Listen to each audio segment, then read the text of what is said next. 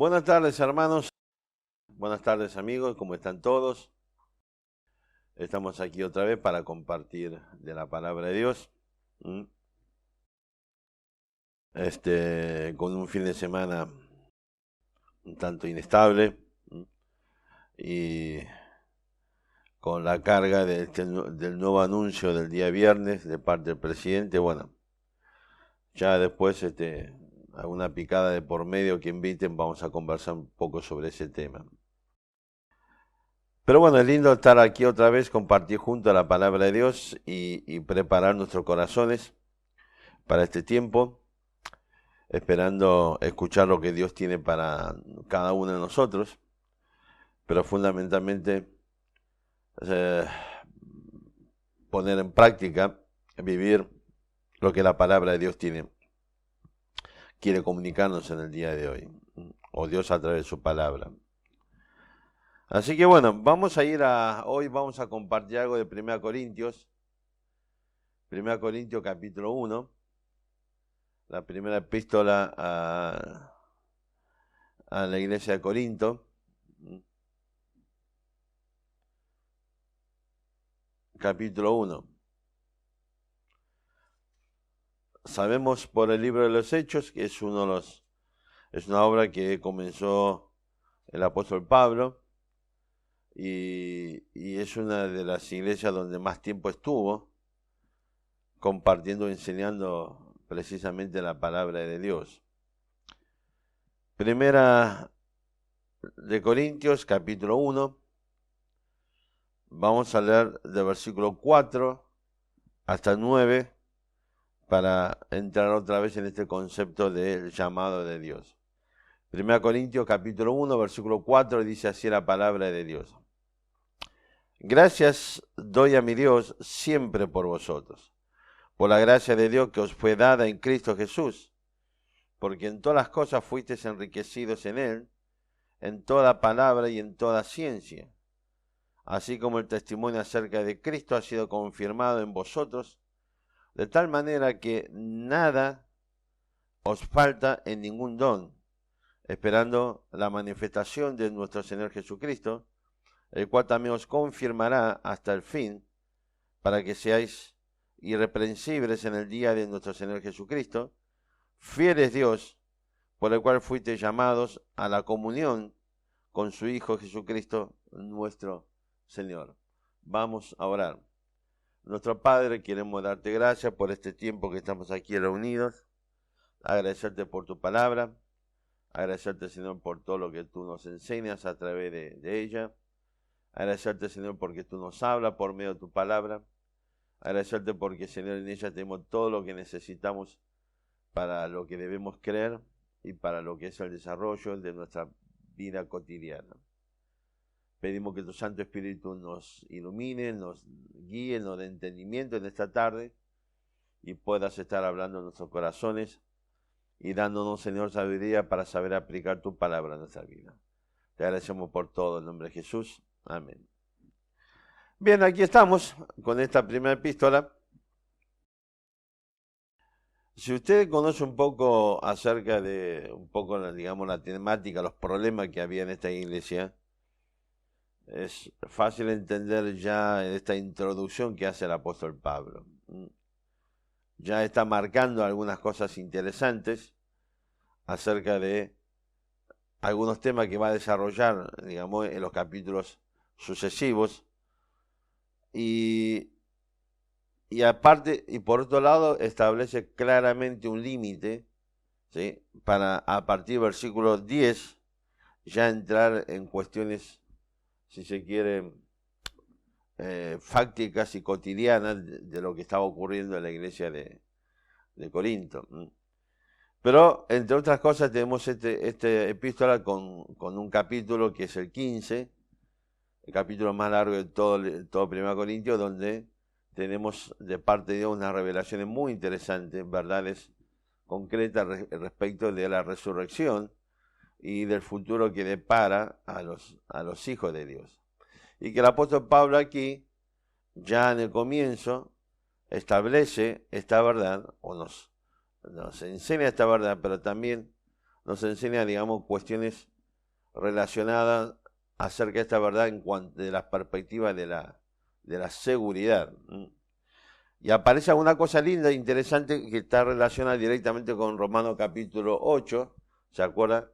Del 8 de 28 en adelante, que es donde comenzamos esta serie, hablando de que fuimos llamados, ¿sí?, para salvación, porque dice Pablo claramente en Romanos 8:30 que a los que antes conoció, a estos predestinó, a lo que predestinó llamó, a lo que llamó justificó, y a lo que justificó glorificó. 5 verbos, ¿sí?, en tiempo auristo, hablando precisamente de, o en resumida cuenta, si se quiere, el programa de Dios para este tiempo presente especialmente este tiempo de la iglesia, o sea, el programa de Dios para la humanidad a través de todo el desarrollo de la historia de la humanidad, pero particularmente para la iglesia. No sé si Pérez si está pensando, este hombre me está hablando en copto, en chino, ya vamos a ir desarrollando un poco todas estas ideas. Fíjese cómo ya en la introducción el apóstol Pablo establece algunas pautas muy claras, ya le está anunciando, si se quiere, errores graves, pecados que la iglesia de Corinto estaba teniendo, los hermanos estaban teniendo a través de su conducta cotidiana. Y esto nos sirve para reflexionar un poco sobre nuestras propias vidas. Por un lado, lo que tiene que ver con seguramente cosas que estamos haciendo mal nosotros, como ocurría con los hermanos en la iglesia de Corinto en el primer siglo. Y por otro lado, refrescando un poco la memoria acerca de quién proviene todas las cosas. ¿Sí? Y refrescarnos también fundamentalmente la memoria respecto de cuál es la expectativa que el cristiano tiene que tener, y cuya expectativa, si usted hoy no tiene, es porque está necesitando de Cristo como su Salvador. Lo primero que le voy a decir es que esta es la única epístola que los primeros 9 versículos, el apóstol Pablo utiliza 9 veces la palabra o el nombre de Jesucristo. En 9 versículos usa 9 veces hablando de Jesucristo o Cristo Jesús, por ejemplo. Después chequeelo del versículo 1 hasta el versículo 9, 9 veces el apóstol Pablo hace mención del Señor Jesucristo. Y ya empieza a marcar un poco el contexto de lo que va a desarrollar. ¿Por qué? Porque el gran problema, y esto tiene que ver con la jactancia de la gente de la iglesia de Corinto. Mire, la palabra jactancia, ¿sí?, viene de la palabra griega kauchesetai.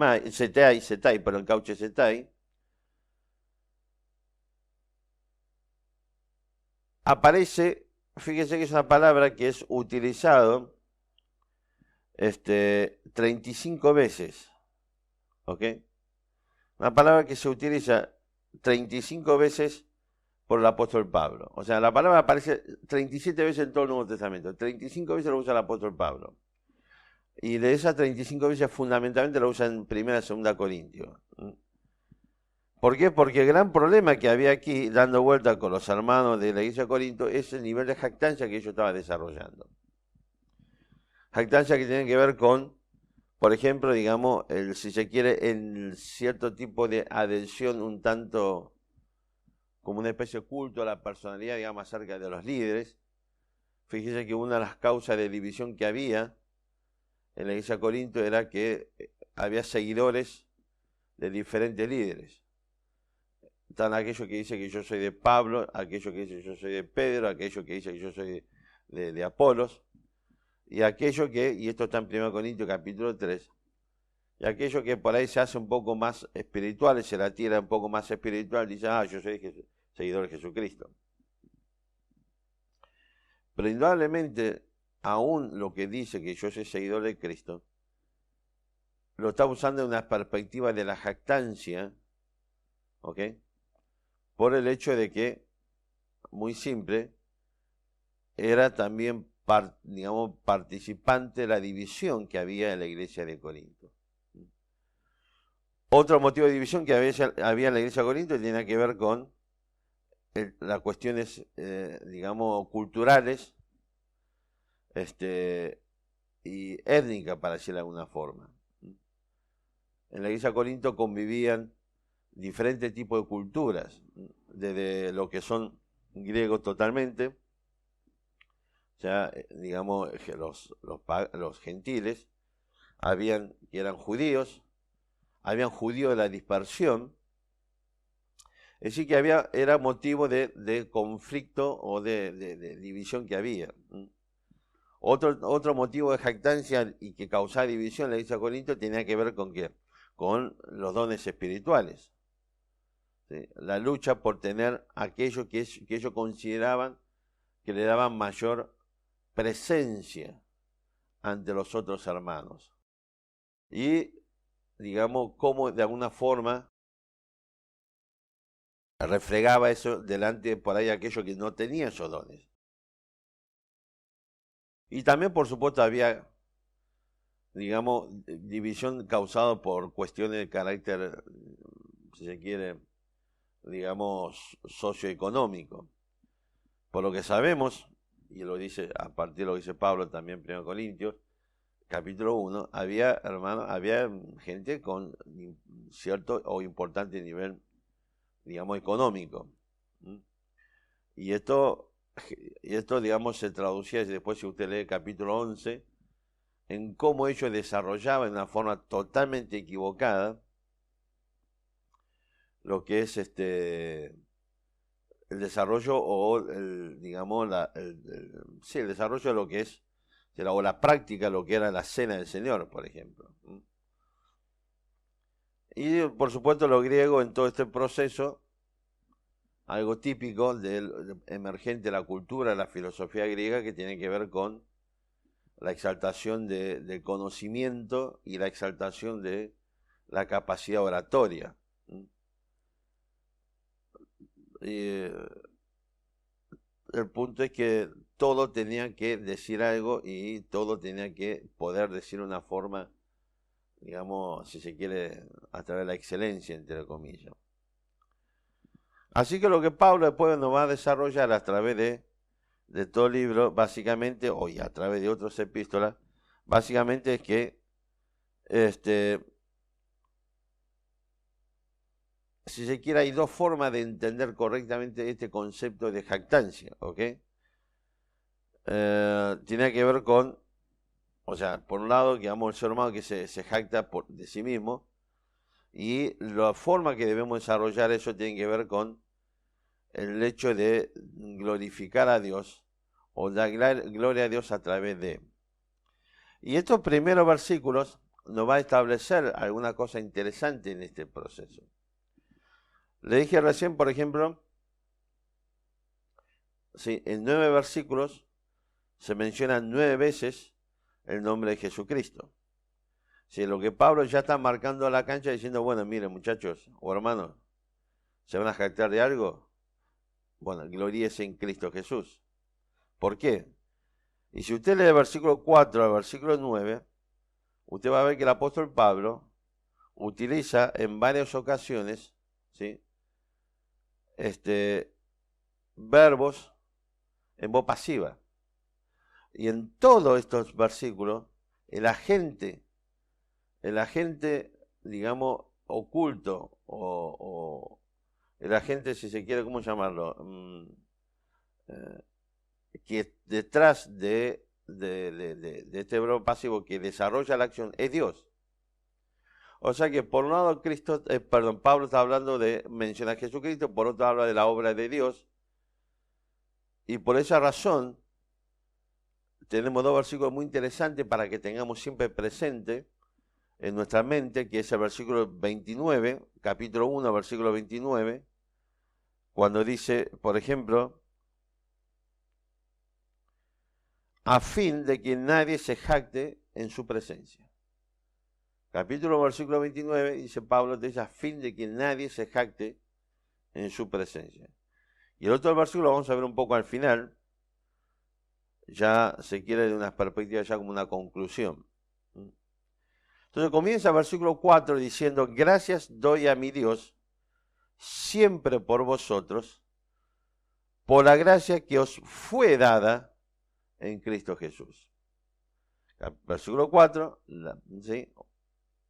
Pablo utiliza, ¿sí?, este verbo en voz pasiva.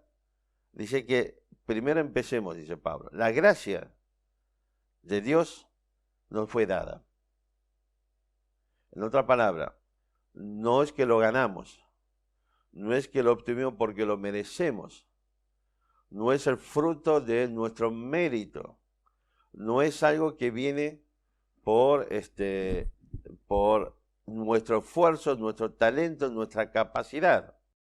La gracia de Dios nos fue dada por Dios en Cristo Jesús. ¿Ok? Recuerden que hablamos el domingo pasado sobre este término gracia. La palabra gracia tenía que ver precisamente lo que usaban antiguamente los griegos. El término era la disposición favorable que un gobernante tenía hacia lo gobernado. De manera que esa disposición favorable generaba de parte del gobernante, ¿sí?, el otorgamiento de dones o de dispensas especiales. Y la palabra de Dios, este es un concepto que va mucho más allá, y es la idea de no solamente la disposición favorable hacia el otro, sino fundamentalmente hacia aquellos que están en un estado de necesidad. Por esa razón se nos dice que Dios nos ha dado su gracia para salvación, porque usted y yo necesitamos, como hombres y mujeres, muertos en nuestros delitos y pecados, como hombres y mujeres, sean niños, jóvenes, adultos, en un total y absoluta ruina espiritual y moral, necesitados de la gracia que Dios nos puede extender para salvación y perdón de pecado. Así que ya el apóstol Pablo, versículo 4, comienza diciendo que doy gracias a Dios siempre por vosotros. No porque ustedes son todos unos superdotados, ¿ok? No porque usted es parte del universo de Marvel y es, digamos, se codea con todos los superhéroes. No porque nosotros, Pablo dice, no doy gracias a Dios por usted, no porque ustedes tienen méritos y talento para acceder a la gracia de Dios, sino que, al igual que todos nosotros, cada ser humano, hemos recibido la gracia de Dios, el favor inmerecido, esa disposición de Dios hacia nosotros, muerto en nuestros delitos y pecados, como ya dijimos, y que no hay otra forma de recibir esa gracia, sino es que Dios decide darnos. Y Pablo agradece que Dios, al igual que él, al igual que todos nosotros que hemos creído en Cristo Jesús como nuestro Salvador, Pablo agradece que Dios le haya extendido también a ellos su gracia. ¿Ok? Así que ya comienza el apóstol Pablo haciendo mención de qué cosa. De Dios es el que nos otorga la gracia. No es algo que usted se lo merece, o yo me lo merezco, o es algo que yo me lo haya ganado, usted se lo haya ganado.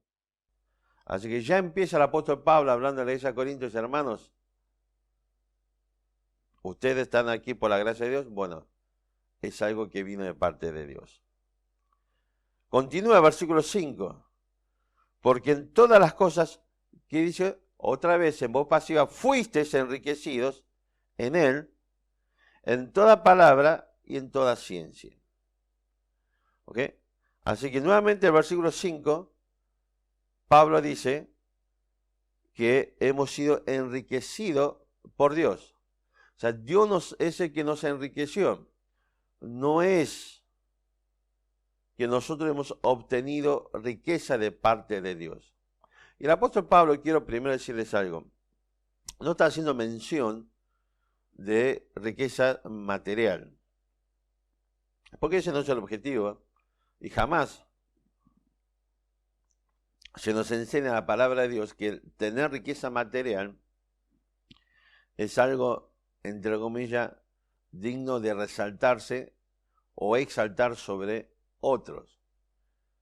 Si tenés riqueza material, tenés que saber que también ha sido fruto de la bendición de Dios, de lo que Dios te ha dado. Pero Pablo está hablando aquí, como enseña toda la Biblia en general, en el Nuevo Testamento en particular, que habla de riquezas espirituales. Y es lo que nos dice, por ejemplo, en Efesios capítulo 1, versículo 3, cuando el apóstol Pablo dice que hemos sido bendecidos con toda riqueza espiritual en los lugares celestiales. Y nuevamente Pablo dice, ¿quién es el que te ha enriquecido? Por tu acción, no, porque Dios te ha entregado esas riquezas espirituales. ¿Y de qué estamos hablando? ¿De qué riqueza estamos hablando? Bueno, Pablo utiliza 3 veces la palabra todas, ¿ok? O toda. Dice, porque en todas las cosas fuiste enriquecido en él, en toda palabra y en toda ciencia. Es decir que Pablo vuelve a decirle a los hermanos Corintios, no hay nada que es fruto de tu propia capacidad o mérito. Y fíjese que ya aquí está haciendo mención especialmente habla de palabra y de ciencia. Era lo que precisamente los griegos buscaban y exaltaban. El conocimiento, el gnosis y la capacidad oratoria precisamente. Entonces lo que Pablo está diciendo acá es, mire, no importa qué es lo que usted trae de su vida pasada, no importa digamos, cuánto conocimiento usted tenía o cuánta era su capacidad oratoria, ¿sí? Esa riqueza en el uso de la palabra. El punto central es que todo conocimiento espiritual, el conocimiento de Dios, el conocimiento de su palabra, el conocimiento de aquello que realmente es importante y trascendental para el ser humano, y todo lo que usted puede ahora comunicar de esas verdades espirituales, Pablo nos dice, y le dice a los hermanos Corintios, hey, no fue dada por Dios. En otra palabra, tampoco es fruto de algo que por nuestra capacidad o por nuestro mérito, por nuestro talento, merecemos, por eso hemos accedido a eso. No. Es Dios quien decidió entregarnos todas esas riquezas espirituales para que precisamente sea propiedad compartida de todos los hermanos, de todo aquello que hemos llegado a Cristo, a conocer a Cristo como nuestro Salvador personal. No es algo privativo de algunos que se lo han ganado, sino que es parte de la gracia de Dios. No solamente nos ha dado la gracia para la salvación, ahora nos entrega, por esa misma gracia, todas estas riquezas de carácter espiritual fundamentalmente. Y dice, todas estas riquezas, en toda palabra, en toda ciencia, también otra vez el agente dador es Dios. Es Dios. Recuerde que cuando el concepto de voz pasiva precisamente no es el sujeto de la oración quien está recibiendo o desarrollando la acción, sino que está recibiendo la acción de otro. Así que cuando se nos dice que fuimos enriquecidos, está hablando de la acción de Dios y nosotros por su gracia somos los destinatarios de esa acción. Y sigue el versículo 6. Así como el testimonio acerca de Cristo, otra vez, ha sido confirmado en vosotros. ¿Ok? Otra vez, así como el testimonio acerca de Jesucristo ha sido confirmado en vosotros. Tal vez, ¿quién es el que realiza el acto de la confirmación? No usted ni yo, es Dios. Otra vez, el agente que está obrando y nos llena con su gracia es Dios. Ahora, es interesante estos tres verbos, ¿ok? ¿En qué sentido? Porque los tres verbos, si bien estamos pasivos, pero los tres verbos están en el tiempo griego, en un tiempo, en el verbo griego se llama auristo. O sea, está hablando el apóstol Pablo, no solamente de quién es el que hizo la obra, sino que es una obra que Dios ya realizó. ¿Sí? Esto es lo mismo cuando en Romanos capítulo 9, el apóstol Pablo nos enseña acerca de lo que es la elección de Dios.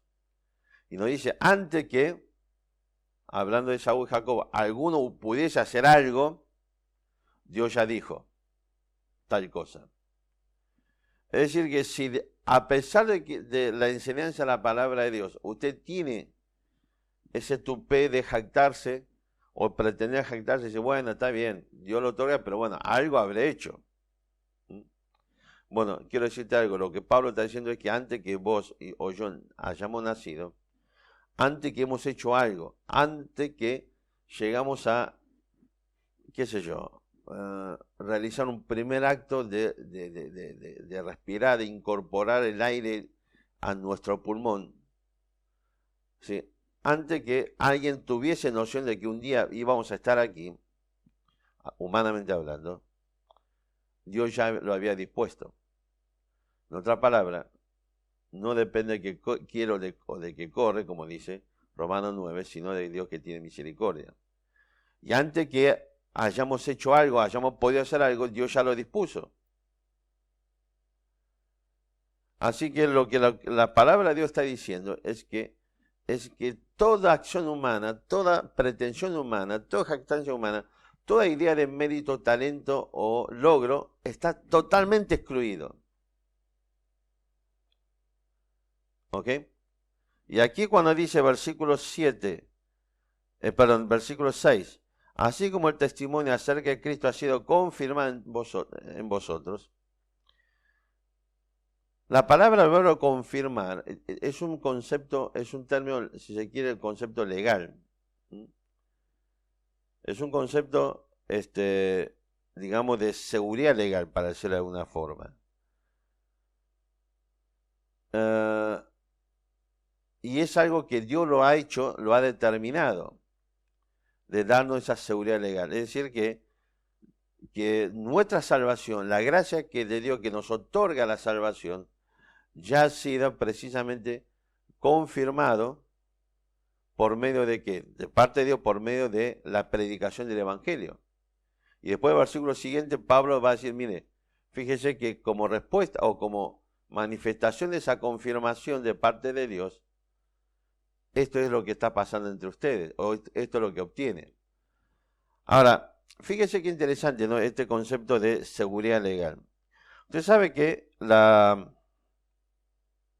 esta palabra, confirmación, ¿sí?, que viene de la palabra griega bebaios, o el verbo griego bebaios, se utiliza de dos formas en la Biblia, en el Nuevo Testamento. En primer lugar, se utiliza como algo que es seguro, cierto o que se puede confiar. Algo que es seguro, cierto o que se puede confiar. Fíjese, búsquelo para ver un poco nomás en Romanos capítulo 4, versículo 16. Romanos 4, no pierda 1 Corintios, Romanos 4, versículo 16, dice la palabra de Dios. Por tanto, es por fe para que sea por gracia, a fin de que la promesa sea firme o confirmado para toda su descendencia, no solamente para la que es de la ley, sino también para la que es de la fe de Abraham, el cual es padre de todos nosotros. Entonces Pablo en Romanos 4, versículo 16, perdón, ¿dije 6 o 16? 16, no, Romanos 4, 16 dice, por tanto es por fe para que sea por gracia, a fin de que la promesa sea firme. ¿Ok? De manera que lo que Pablo está diciendo es que la promesa de Dios es algo seguro, cierto o que se puede confiar. ¿Ok? Y es la misma palabra que utiliza allá. Es un versículo que vimos hace un par de domingos atrás. Pero búsquelo. 2 Pedro 1:10.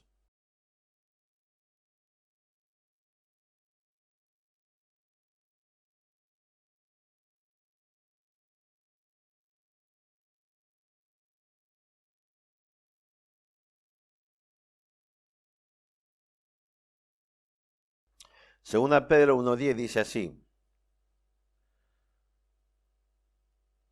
Espero que se acuerden del significado de este versículo, de las palabras que usaba el apóstol Pedro, o que usó, que tiene que ver con Efesios 4:1. Dice 2 Pedro 1:10, por lo cual, hermano, tanto más procurad que hacer firme vuestra vocación y elección. Porque haciendo estas cosas, no caeréis jamás. ¿Okay? ¿Se acuerdan? Esto tiene que ver con lo que viene desarrollando Pablo en el versículo anterior, hablando de aquello que ya estaba, digamos, tecleando en las cosas de Dios en su vida cristiana. Entonces, el primer uso que encontramos en la palabra de Dios, ¿sí? Y si usted no se acuerda de este mensaje, o de Efesios 4:1, bueno, después, por favor, mándenos un mensaje o durante el tiempo que estamos chateando, pídalo, que se lo vamos a enviar con gusto. Entonces, la primera utilización de esta palabra bebayo es que, digamos, se refiere a algo que es seguro, cierto o que se puede confiar. Y la segunda utilización habla de un proceso donde el valor de algo es demostrado o establecido. A través de un proceso, el valor de algo es demostrado o establecido. Vamos a verlo, por ejemplo, en Romanos 15:8.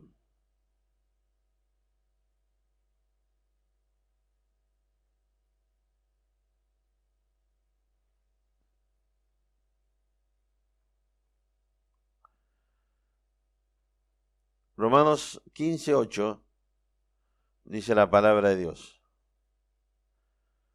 Pues os digo que Cristo Jesús vino a ser siervo de la circuncisión para mostrar la verdad de Dios. ¿Para qué cosa? Para confirmar las promesas hechas a los padres. Así que Pablo aquí en Romanos 15:8 está hablando de un proceso. Cristo Jesús vino a ser siervo de la circuncisión para mostrar la verdad de Dios. ¿Para qué cosa? Para confirmar las promesas hechas a los padres. ¿Ok? Entonces, la idea de esta palabra bebayo es algo que es seguro, cierto o que pueda, o que se puede confiar. Y la segunda utilización es la idea de que a través de un proceso, ¿sí?, el valor de algo es demostrado o establecido. Es decir, que básicamente hay, y le cuento, en el primer siglo, o sea, un papiro que se encontró en Egipto que data del primer siglo, ¿sí?, habla y se utiliza precisamente esta palabra para referirse, o sea, es un documento legal indudablemente, utiliza esta palabra de bebayo como un término técnico para una garantía legal. O sea, el concepto es utilizado para una garantía legal. ¿Okay? Así que volviendo a 1 Corintios, capítulo 1, versículo 6, cuando dice el apóstol Pablo, así como el testimonio acerca de Cristo ha sido confirmado en vosotros, fíjese que lo que está hablando el apóstol Pablo es que Dios ya, digamos que Dios ha dado o Dios estableció legalmente como cierto, ¿qué cosa? Vuestra fe, vuestra salvación a través del Evangelio de Cristo. Y este es el concepto que aparece en Romanos 8 cuando el apóstol Pablo dice que a lo que predestinó, llamó, y a lo que llamó, justificó. ¿Se acuerdan? Hablamos de esto, que el llamado de Dios para salvación es por medio de ¿quién? Por medio del Evangelio del Señor Jesucristo. Del momento que en cada instante, en cada lugar, en cada momento que usted escuche el Evangelio de Cristo, la presentación del Evangelio de Cristo, en ese momento Dios te está llamando para la salvación. De la manera que Pablo dice que a los hermanos en Corinto, cuando se les predicó el Evangelio de Cristo, ellos han creído y han sido confirmados por Dios, ¿ok? O sea, el Evangelio de Cristo en vosotros. Por esa razón, dice el versículo 7, de tal manera que nada os falta en ningún don. ¿Ok? Mira qué interesante un poco esta idea. El apóstol Pablo dice que precisamente por la salvación que tenemos en Cristo Jesús,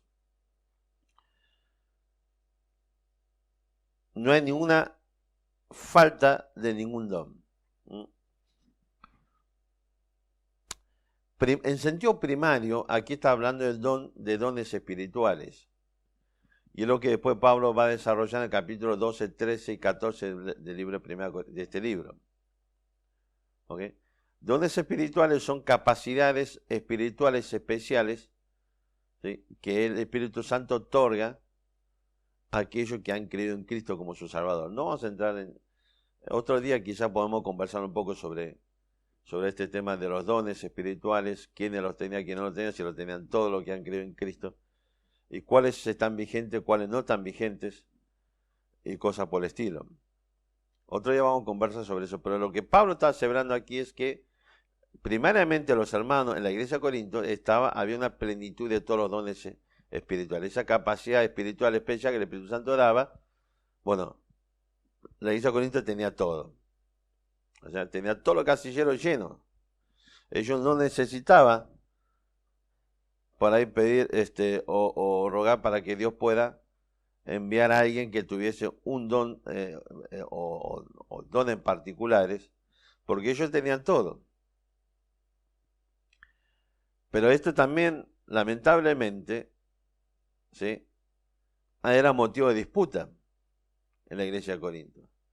Y ellos se olvidan que aún esos dones que ellos manifestaban era algo que Dios les otorgaba como evidencia de la confirmación de ellos por medio del Evangelio de Jesucristo.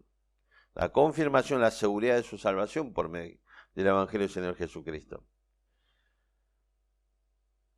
Pero también es cierto que este es un sentido, si se quiere, secundario, es extensivo a todos los dones espirituales. Y fíjese que cuando una persona llega a Cristo, la iglesia de Cristo, Dios nos ha otorgado todo tipo de dones espirituales para el desarrollo de la obra de Cristo aquí en la tierra. Aunque nosotros no lo veamos de esta forma, y cuando el apóstol Pablo, como ya citamos en Efesios 1:3, sé que ya nos dio digamos, en Cristo Jesús todos los dones espirituales, los lugares celestiales. Nos estamos entendiendo que el conjunto de las herramientas que nos entrega la palabra de Dios son dones espirituales. Ahora, es decir que Dios nos ha dado absolutamente todos los dones para que usted y yo podamos, no solamente como beneficiario, sino fundamentalmente para cumplir los otros dos objetivos, o los dos objetivos primordiales por los cuales Dios nos da todos los dones, ¿sí?, que tienen que ver, por un lado, ser utilizado para la edificación del hermano, de la iglesia de Cristo, y por otro lado, ser utilizado para glorificar a Dios. Así que el conjunto de dones que que Dios nos ha dado, nos ha provisto en su totalidad. No es para que usted y yo diga, el Señor me ha provisto tal cosa, me ha dado tal bendición, y es algo que yo lo voy a guardar, digamos, de una forma totalmente egoísta, y es para mí. No, no se hace así de las cosas. Porque los dones que Dios nos ha dado tienen que ver con estos dos objetivos, que debe ser utilizado para, ¿qué cosa? Para ser de bendición, ¿sí? Y ser de consolación, y ser medio para el desarrollo, el crecimiento del hermano, de la iglesia de Cristo, y por otro lado tiene que ser utilizado para glorificar a Dios.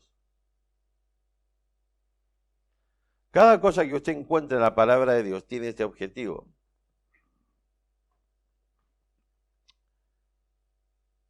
Dios nos ha dado la capacidad, por ejemplo, de poner en práctica todos estos principios de los unos a los otros, por ejemplo. Y eso es una bendición espiritual. Y está puesto para que nosotros lo pongamos en práctica para la edificación del hermano. Dios nos ha dado medios para desarrollar una relación íntima e intensa con Dios, por ejemplo, en la oración. Y no entendemos que la oración es un instrumento que debemos utilizar para estar en la presencia de Dios, para hablar con Dios, pero no para hablar de nosotros, sino como un medio para precisamente poder interceder por los otros hermanos. Tenemos, por ejemplo, la palabra de Dios. Y no entendemos que la palabra de Dios es un instrumento de bendición para nuestra vida, para que a través de nuestra vida podamos, por medio de la palabra de Dios, edificar a otros hermanos. Esta idea de lo que se nos enseña, por ejemplo, en el versículo 29, ¿sí? ¿Se acuerdan? Leímos el capítulo 1, versículo 29, cuando dice el apóstol Pablo, a fin de que nadie se jacte en su presencia. ¿Sí? Esta idea de reconocer que todo viene de Dios, por lo tanto, debe ser utilizado única y exclusivamente para glorificar a Dios y de esta forma edificar la iglesia de Cristo. Y es interesante que en el versículo 7 Pablo utiliza una doble negación. Dice, de tal manera que nada os falta en ningún don. Así que, hermano, usted y yo no necesitamos traer cosas de nuestra vida pasada o traer cosas de este mundo para edificar al hermano. Porque cuando hacemos eso, lo único que hacemos es exaltarnos a nosotros mismos. Pero cuando nosotros ponemos en práctica la palabra de Dios, estamos haciendo eso, estamos permitiendo que la gracia de Dios, la bendición de Dios, los dones espirituales de Dios, sea utilizado para la edificación del cuerpo de Cristo, para la edificación de cada hermano, para que finalmente podamos glorificar a Dios. Así que esto nos recuerda cuando después el apóstol Pablo nos va a decir en Corintios capítulo 13, hablando precisamente de los dones, es bueno, está bien, está todo muy lindo estos dones, pero hay algo que es superior, mejor y superior, que es el amor. Porque se nos dice claramente que un día esos dones van a desaparecer, y creemos que todos esos dones desapareció cuando la palabra de Dios fue completada.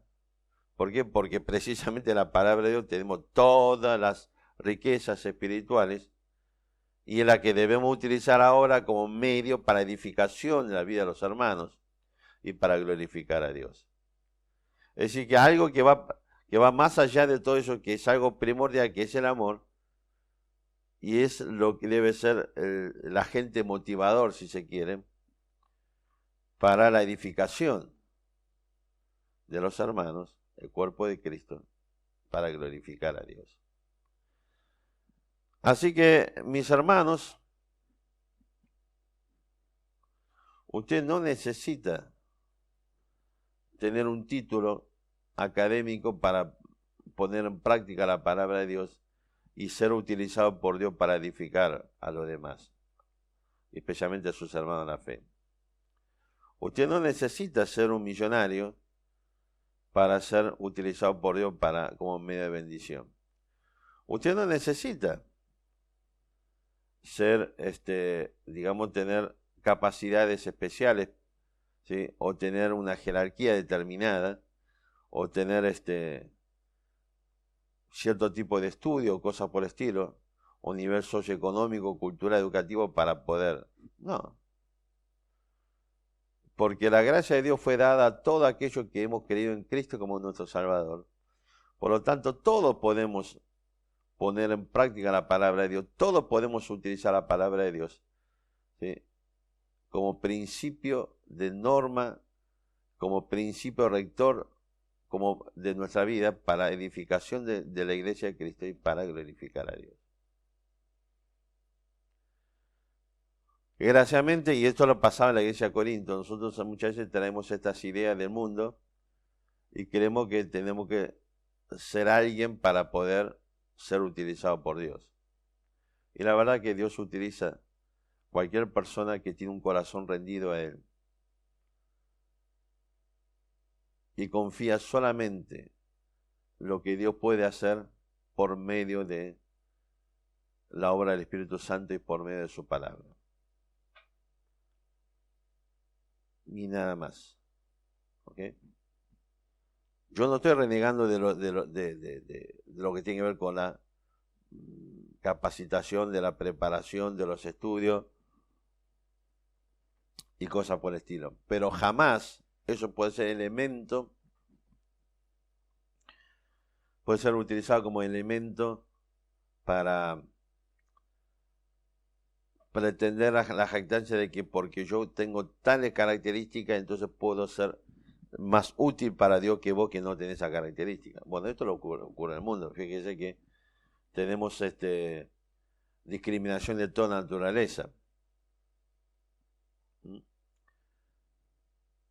Y una de las peores discriminaciones que vemos en el tiempo moderno tiene que ver con la discriminación racial, por ejemplo. Hablamos un poco el domingo pasado acerca de la diferencia de los esclavos en los tiempos del Imperio Romano y tiene que ver con, digamos, los esclavos en los tiempos, entre comillas, modernos. Este concepto de esclavitud que aparece, por ejemplo, ya en la Asamblea del año 13, ¿sí? Aboliendo la esclavitud, tiene que ver con este concepto de la superioridad racial y hoy vemos también, la verdad que estamos viviendo un tiempo de mucha inseguridad jurídica acá en la Argentina, especialmente con este tema de la usurpación de las tierras y cosas por el estilo. Y prolifera por las redes sociales las discriminaciones, o sea, esos comentarios totalmente discriminatorios, una proliferación de una mentalidad, una ideología bastante peligrosa que es el nacionalismo. Y entonces, ¿qué hacen? Descarga todo su enojo contra algo que es totalmente ilegal, por supuesto, estamos de acuerdo. Y dice, fíjese que son bolivianos, son peruanos, son paraguayos, como si las usurpaciones realizadas por los argentinos fueran menos graves. El incumplimiento de la ley es grave quien quiera que haya quebrantado. Y no tiene que ver con la nacionalidad. ¿Ok? Y a veces, desgraciadamente, los cristianos caemos en estos tipos de estupideces. Y lo que nosotros tenemos que pregonar siempre es el cumplimiento de la ley, sin importar nacionalidades. Pero desgraciadamente esta mentalidad a veces entra en la iglesia y el daño y el testimonio que destruimos, que causamos, el testimonio que destruimos es peor. Y nos olvidamos claramente que el concepto de la palabra de Dios es que no importa las condiciones establecidas por el ser humano, lo que importa delante de Dios siempre es un corazón rendido a Él, quien quiera que seas, sin importar dónde haya nacido. Si sos hombre o mujer, joven o adulto. Si tiene plata, si no tiene plata, si tiene estudio o no tiene estudio. Lo que siempre importa delante de Dios es un corazón rendido a Él, que esté dispuesto a ser utilizado por Dios por medio de su palabra para edificar a los hermanos y para glorificar a Dios. Así que aquí el apóstol Pablo le está recordando primariamente a los hermanos en Corinto, porque este concepto de los dones tenía que ver también, ¿sí? Cuando dice el versículo 7, de tal manera que nada os falta ningún don, tenía que ver con un conflicto racial también, o cultural, un conflicto que generaba aún mayor división grieta entre judíos y gentiles. Y es lo que dice Pablo en Romanos capítulo 12, cuando usted empieza a leer los primeros versículos, aparece ya planteado este conflicto, esta grieta de carácter cultural racial. Y Corintios 13 nos va a decir, hermanos, lo que debe prevalecer sin importar la división humana es el amor de Dios, porque es lo que debemos dispensar a todos y especialmente a lo de la familia de la fe. Sin ninguna otra distinción más que somos hermanos en Cristo Jesús. Y el versículo 7 dice, de la tal manera, dice, que nada os falta ningún don, esperando la manifestación de nuestro Jesucristo, el cual también os confirmará hasta el fin para que seáis irreprensibles en el día de nuestro Señor Jesucristo. Ahora, fíjense qué interesante, ¿no? Dos veces utiliza el apóstol Pablo la palabra o el verbo confirmar. En el versículo 6 dice, ha sido confirmado, ¿sí? Está usando el auristo en voz pasiva, pero después dice, versículo 8, el cual también os confirmará, ¿sí? Y está utilizando precisamente el futuro del indicativo, en voz activa.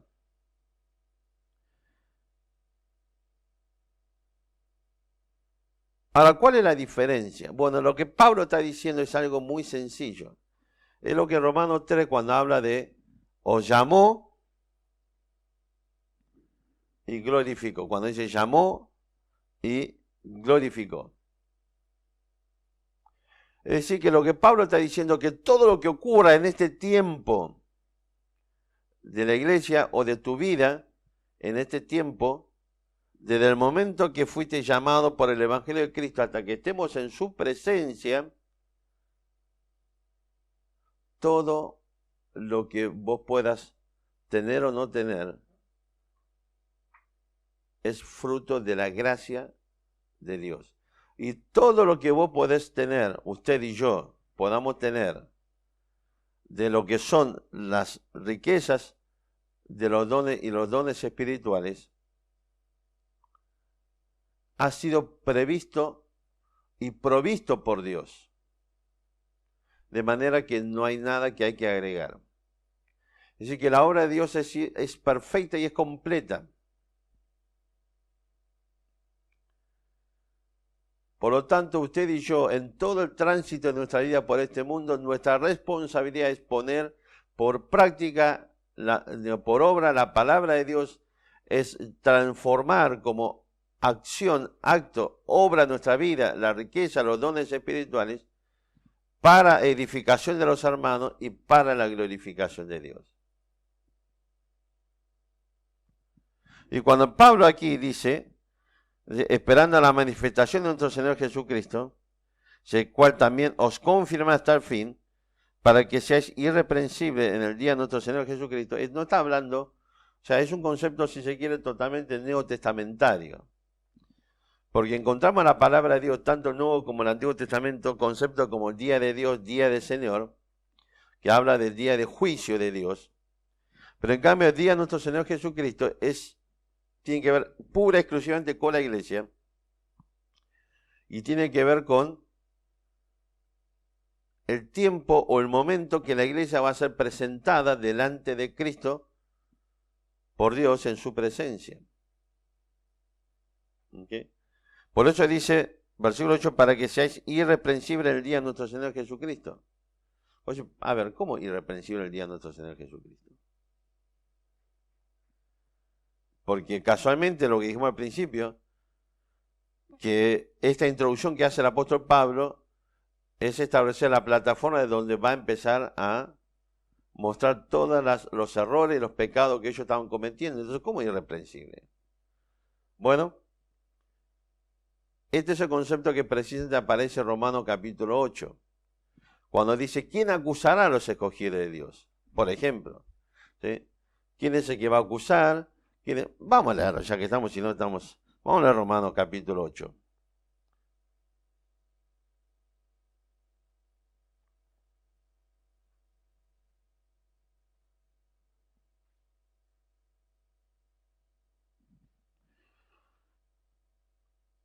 Dice versículo 28, y sabemos que Romanos 8, 28, a lo que aman a Dios, todas las cosas les ayudan bien, esto es, a lo que conforme a su propósito son llamados. Porque a lo que antes conoció también los predestinó para que fuesen hechos conforme a la imagen de su Hijo, para que él sea primogénito entre muchos hermanos. Y a lo que predestinó, a esto también llamó, y a lo que llamó a esto también justificó, y a lo que justificó a esto también glorificó. ¿Qué pues diremos a esto? Versículo 31. Si Dios es por nosotros, ¿quién contra nosotros? El que no escatimó ni a su propio Hijo, sino que lo entregó por todos nosotros, ¿cómo no nos dará también con él todas las cosas? ¿Quién acusará a los escogidos de Dios? Dios es el que justifica. ¿Quién es el que condenará? Cristo es el que murió. Más aún el que también resucitó, el que además está a la diestra de Dios, el que también intercede por nosotros. ¿Quién nos separará del amor de Cristo? ¿Tribulación, angustia? ¿O persecución o hambre? ¿O desnudez o peligro? ¿O espada? Como está escrito. Por causa de ti somos muertos todo el tiempo, somos contados como ovejas de matadero. Antes, en todas estas cosas somos más que vencedores por medio de aquel que nos amó. Por lo cual estoy seguro de que ni la muerte, ni la vida, ni ángeles, ni principados, ni potestades, ni lo presente, ni lo porvenir, ni lo alto, ni lo profundo, ni ninguna otra cosa creada nos podrá separar del amor de Dios, que es en Cristo Jesús, Señor nuestro.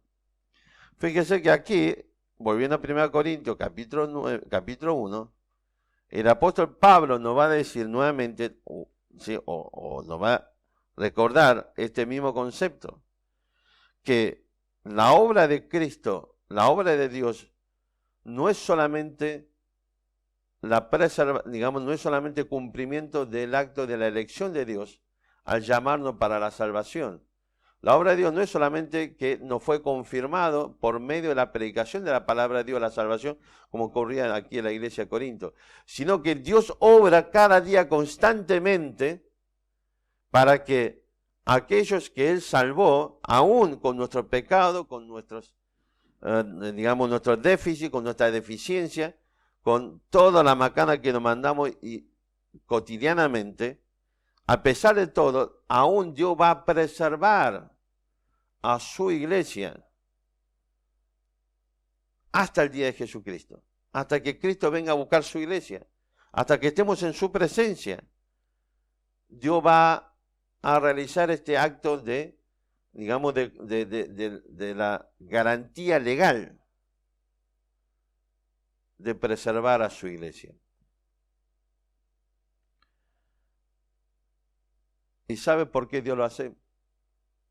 ¿Sabe por qué Dios ya nos confirmó, hemos sido confirmados y nos confirmará desde la salvación hasta que estemos en su presencia, desde el día de Pentecostés hasta el día del rapto, del arrebatamiento, hasta el día del Señor Jesucristo, tenemos esta seguridad legal. ¿Y usted cree por qué Dios hace esto? ¿Porque usted se lo merece? ¿Porque yo me lo merezco? ¿Porque yo tengo mérito? ¿Porque tengo talento? ¿Porque soy especial? Versículo 9. Fiel es Dios. Dios va a cumplir. No solamente cumplió dándonos todo lo que viene hablando del versículo 4 hasta el versículo 8, sino que también el acto de la confirmación hasta el día del Señor Jesucristo, Dios nos va a preservar hasta ese día para estar irreprensible en su presencia, porque esa irreprensibilidad viene por la obra de Cristo, no por nosotros. Viene como fruto de lo que Cristo ha hecho en la cruz, no nuestros méritos. Y el fundamento de esto tampoco son tus obras o mis obras, lo que soy, lo que no soy, mi capacidad o que soy Superman. El fundamento es la fidelidad de Dios. Dios es fiel a su palabra, y aquello que Dios prometió en Romanos 8, conoció, predestinó, llamó, justificó y glorificó, todo el plan de Dios se va a cumplir, porque Dios es fiel.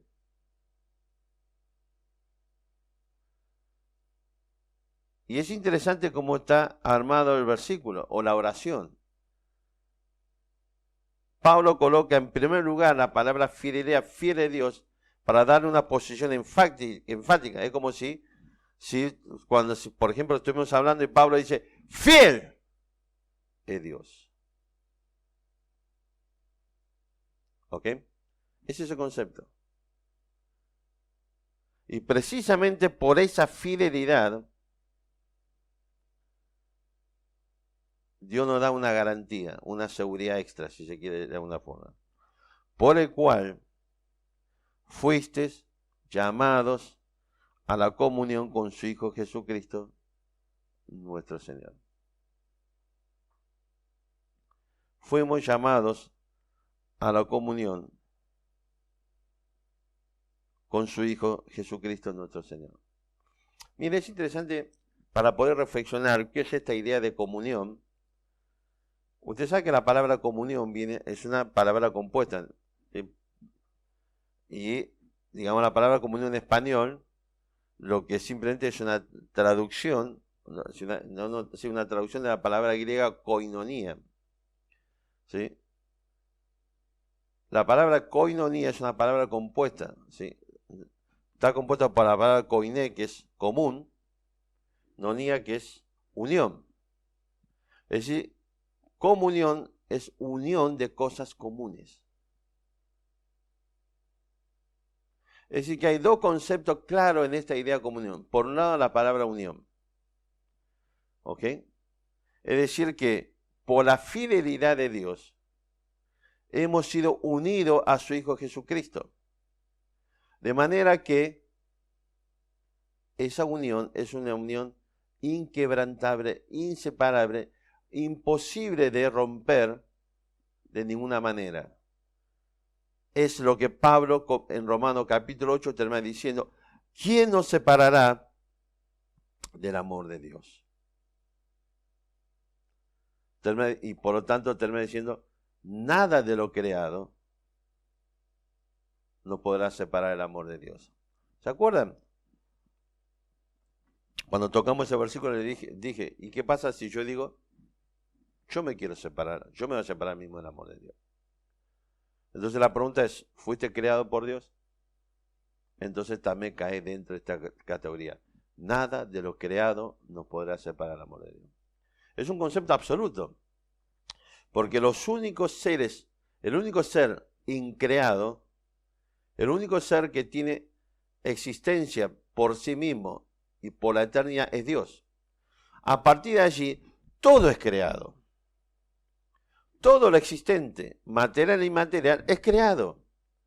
Así que es un concepto absoluto. Lo que Dios está diciendo, como nadie, o sea, nada de lo que está creado, o sea, absolutamente nada no puede separar el amor de Dios. Y Dios puede separarte, Dios no lo va a hacer porque dice Pablo, versículo 9, Dios es fiel, fiel es Dios. Y Él no va a faltar ni a su naturaleza ni a su palabra. Es decir, que tenemos esta unión vital, ¿sí? irrompible, incorruptible, imposible de disolver con el Señor Jesucristo. Y el otro concepto, ¿se acuerda? Es concepto común. Bueno, podemos hablar de un montón de cosas de lo que es común entre nosotros o entre Cristo y nosotros, pero en el mismo versículo aparece algo fundamental. Dice que fuiste llamado a la comunión con su Hijo, Jesucristo nuestro Señor. ¿Sabe qué? Algo muy simple. Lo que nos hace común con Cristo es que, al igual que Él, ahora nosotros también somos hijos de Dios. Y al igual que Él resucitó y fue glorificado, nosotros también esperamos, ¿qué cosa? La resurrección y la glorificación. Busque en 1 Juan.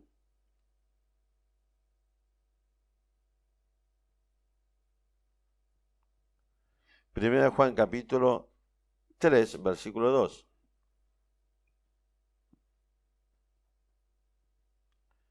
Y fíjense lo que dice el apóstol Juan. Juan es el mismo que en el Evangelio de Juan, capítulo 12, nos dice que más a todo lo que le reciben, a lo que creen en su nombre, le dio potestad de ser hechos hijos de Dios, los cuales no son engendrados por sangre, por carne, por voluntad de varón, sino por voluntad de Dios.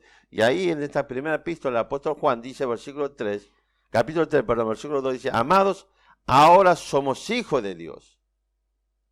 Y aún no se ha manifestado lo que hemos de ser. Pero sabemos que cuando Él se manifieste, seremos semejantes a Él, porque le veremos tal como Él es. Es decir, que Dios nos da esta garantía legal de hacer firme nuestra salvación y todas las verdades y toda la riqueza y todos los dones espirituales hasta que estemos en la presencia de Cristo. El día del Señor Jesucristo, Cristo se manifestará nuevamente. Él vendrá a buscar a su iglesia. Y ese día, no solamente somos hijos, seremos y seremos hijos de Dios, sino que vamos a manifestarnos de manera como Cristo, o semejante a Cristo en su resurrección. Así que el apóstol Pablo nos está diciendo aquí en 1 Corintios capítulo 1, que por la fidelidad de Dios, Él nos llamó a la comunión con su Hijo Jesucristo, como nuestro Señor. Es decir que el llamado de Dios nos ha establecido una unión imposible de destruir con el Señor Jesucristo. Y nos ha dado la gracia de ser común hijo de Dios.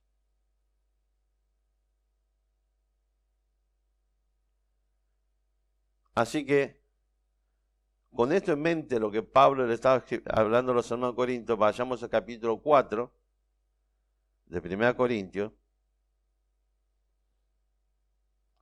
versículo 7. Capítulo 4, versículo 7, el apóstol Pablo dice: porque ¿quién te distingue? ¿O qué tiene que no hayas recibido? Y si lo recibiste, ¿por qué te gloría como si no lo hubieras recibido? Hermanos, todo lo que tenemos y todo lo que soy es fruto de la gracia de Dios, que envió a Jesucristo su único Hijo para morir a la cruz por mis pecados, para que por esa muerte, ese sacrificio, esa sangre derramada a la cruz, yo hoy pueda tener salvación, perdón de pecado y vida eterna, y pueda disfrutar de las bendiciones espirituales de Dios y pueda disfrutar de las riquezas espirituales, pueda disfrutar los dones espirituales, con el objetivo, mis hermanos, de edificar la iglesia de Cristo y glorificar a Dios. Y esto es posible con la garantía legal de Dios, porque usted y yo hoy, a través de Jesucristo, no solamente logramos una unión imposible de destruir, me corrigió, no solamente hemos recibido de Dios una unión imposible de destruir, pero también hemos sido hechos o hemos sido elevados a esta posición común con Cristo como hijo de Dios. Y un día, dice el apóstol Juan, como leímos recién y como dice aquí, hasta que el día de nuestro Señor Jesucristo, hasta que Él se manifieste gloriosamente para buscar a su iglesia. Y ese día, dice Juan, seremos semejante a Él. Lo dice Pablo también en 1 Corintios capítulo 15. Hasta ese día, tu responsabilidad, mi responsabilidad, es trabajar, es servir a Cristo, a nuestro Padre Celestial, para edificar la iglesia de Cristo, para glorificar a Dios. Mi amigo, Cristo vendrá a buscar a su iglesia. ¿Qué va a pasar ese día? ¿Te irás o te quedarás? Mi amigo, ¿alguna vez pudiste disfrutar o llegaste a disfrutar lo que significa, dice el versículo 9, ser llamado a la comunión con su Hijo Jesucristo nuestro Señor?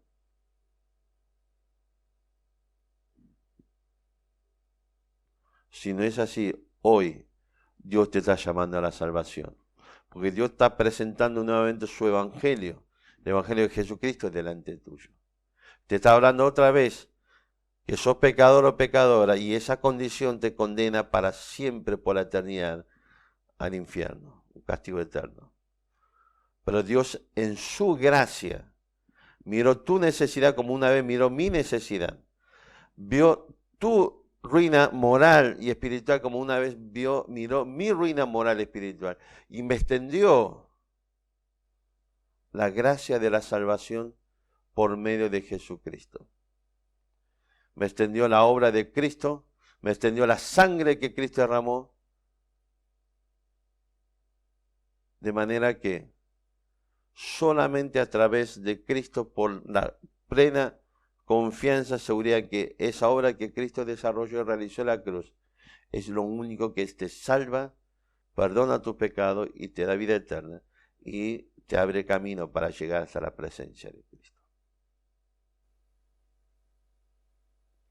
Así que Dios te está llamando hoy, quien quiera que sea, donde quiera que estés. Dios te está llamando a la salvación y a la comunión con su Hijo Jesucristo. Y la pregunta es, ¿qué vas a hacer con el llamado de Dios hoy? ¿Vas a responder a ese llamado? ¿Vendrás a Cristo hoy para desarrollar a partir de una relación íntima y personal con Dios? ¿Qué vas a hacer hoy? Dios te está llamando. Le dirás a Cristo, perdona mis pecados. Yo creo que tu muerte en la cruz y la sangre que derramaste puede limpiar todos mis pecados y puede salvarme. Dios está esperando escuchar tu voz. Vamos a orar. Nuestro Padre, necesitamos que tú estés obrando en medio nuestro. Necesitamos, Señor, que tu Santo Espíritu golpee nuestro corazón y quebrante, Señor, nuestra soberbia, nuestra altivez, nuestro orgullo, nuestra dureza. Y que hoy estemos dispuestos, Señor, rendirnos ante ti. Rendirnos ante ti, Señor, para vivir una vida, si hemos creído en Cristo como nuestro Salvador, una vida que sea de bendición y edificación para la iglesia de Cristo, para los hermanos, una vida que te glorifique a ti, nuestro buen Dios. Y si esta noche, Señor, esta tarde, hay entre nosotros personas que no han creído en Cristo, Señor, que tú de la misma forma obra en su corazón de manera que pueda venir hoy rendido a ti y reconocer que es pecador o pecadora y que solamente Jesucristo y solamente Dios es quien puede proveer los medios para la salvación, y Cristo es ese único medio que perdona el pecado y la vida eterna. Señor, dejamos toda la cosa en tu mano, agradeciéndote nuevamente por todo, en nombre del Señor Jesús. Amén. Bien, llegamos ya al final otra vez de este tiempo. Yo no sé ustedes, para mí pasa bastante rápido. La realidad es que tengo la impresión que todavía no llegué a tomar segundo mate y ya hemos terminado. Espero que haya sido un tiempo donde Dios ha estado hablando en nuestros corazones. Esperamos, Señor, esperamos que el Señor pueda obrar en nosotros para que realmente hoy tomemos decisiones importantes para con Dios. Muchísimas gracias por estar allí, muchísimas gracias por compartir este tiempo con nosotros. Que el Señor lo bendiga y nos vemos Dios mediante el próximo domingo. Por ahora, por este mismo canal. Que el Señor lo bendiga.